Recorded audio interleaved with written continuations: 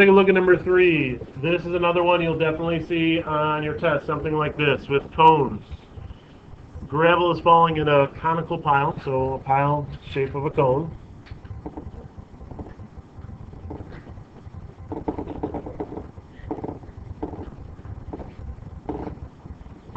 At the rate of 100 cubic feet per minute. So we're talking about cubic units per minute again, so that's telling us volume. So dV dt equals 100 cubic feet per minute. That's a positive value because this pile is getting larger. Right? The volume of the pile is getting larger as gravel falls onto it.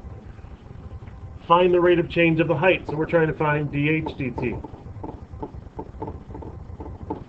when the height is 10 feet. So we know the height is 10 feet. And the gravel falls in a way that the radius of the cone is always the same as the height. So the radius and height are going to be equal. A lot of times we'll get some kind of comparison between the radius and the height in the problems we'll see, or we might get some numbers that give us a ratio that we're going to have to use. Now, we're talking about volume of a cone. That's the equation we're going to use to take the derivative of. So volume is 1/3 pi r squared times height. So there's a couple problems here. If we were to go ahead and take the derivative of this, both sides, on the right side, what would we need to use? Product rule, right? Because there's two variables being multiplied, r squared and the h. So we'd use product rule. That's not a major problem. We can do that. The problem that happens, though, is we would have to have dH dt and dr dt on that side. Well, we're already trying to find dH dt. We don't know what dr dt is. So that would be like another thing that was missing. So in order to kind of counter that and make things a little bit easier, one, no product rule. Two, we're not missing something that we need. We can use this information that radius is equal to height and substitute it in here. Right? We're only concerned with the height, really, the change in height. That's what we're trying to find. So we can get rid of this radius and replace it with the height if that's always going to be the same.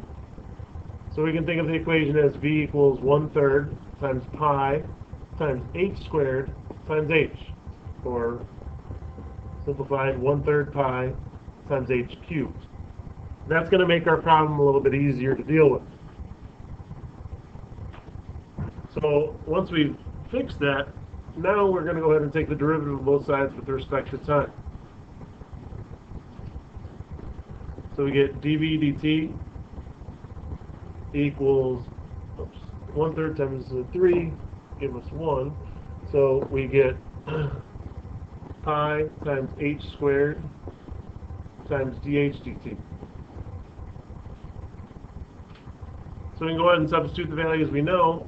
We get 100 equals pi times 10 squared times dH dt.